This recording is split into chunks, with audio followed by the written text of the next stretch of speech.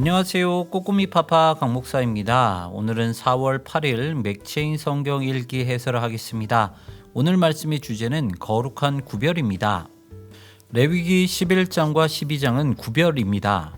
여기서는 정결한 것과 부정한 것을 나눕니다. 먼저 육지의 짐승을 나누고 이어서 물에 있는 것, 새, 날개가 있고 발로 기어다니는 곤충을 차례대로 나눕니다. 정한 것은 먹을 수 있습니다. 하지만 부정한 것은 먹을 수 없죠. 이것은 귀찮아도 하나님께서 정하신 기준이기 때문에 순종해야 하는 것입니다. 레위기 12장에서는 부정한 것들이 나옵니다.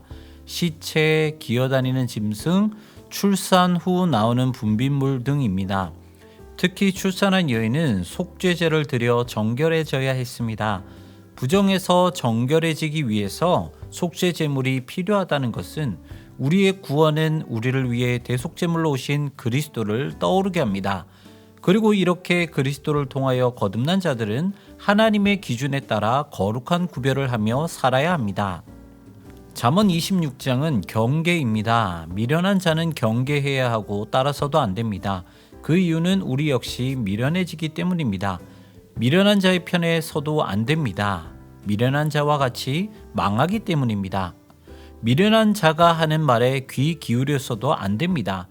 그것은 미련함의 대가를 받기 때문입니다.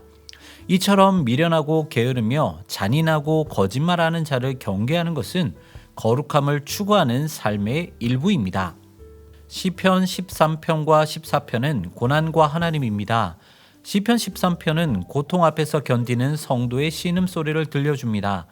다윗은 어느 때까지 라는 말을 반복하면서 자신의 고통이 심함을 호소합니다. 악한 세상에서 때로 찾아오는 심각한 고통은 거룩한 삶을 방해합니다.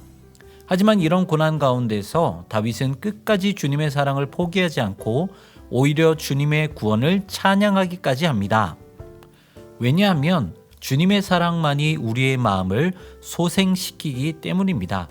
시편 14편은 이 세상의 참담함과 하나님의 은혜를 대조하고 있습니다.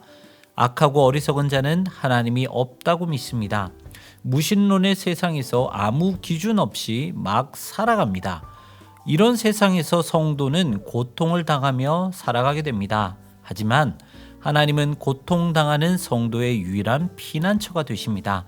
그래서 우리는 하나님께 온 힘을 다해 나아가야 하는 것입니다. 데살로니가 전서 5장은 정결한 성도의 삶입니다.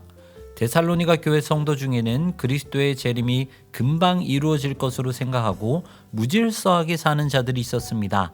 이에 대하여 바울은 그 때와 시기에 관하여는 알 수 없음을 명확하게 하고 항상 깨어 있어야 한다고 교훈합니다.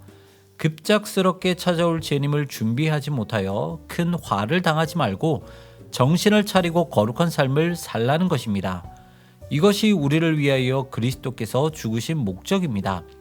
따라서 성도들은 서로를 권면하며 하나님의 뜻대로 살기를 노력하고 어려울 때 서로 힘이 되어야 합니다.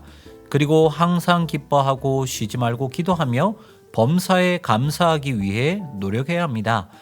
악은 어떠한 모양이라도 버려야 합니다. 이렇게 거룩한 삶을 추구하며 하나님의 이루심을 믿어야 하는 것입니다.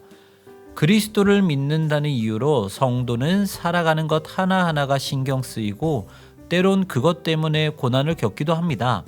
하지만 하나님은 성도의 고난에 한숨을 들으시는 분이십니다. 그렇기 때문에 끝까지 하나님의 도우심을 믿고 나가야 합니다. 오늘도 하나님 붙잡고 거룩한 삶을 살기를 애쓰시는 여러분 되기를 소망합니다. 지금까지 꼬꼬미 파파 강 목사였습니다. 내일 다시 만나요.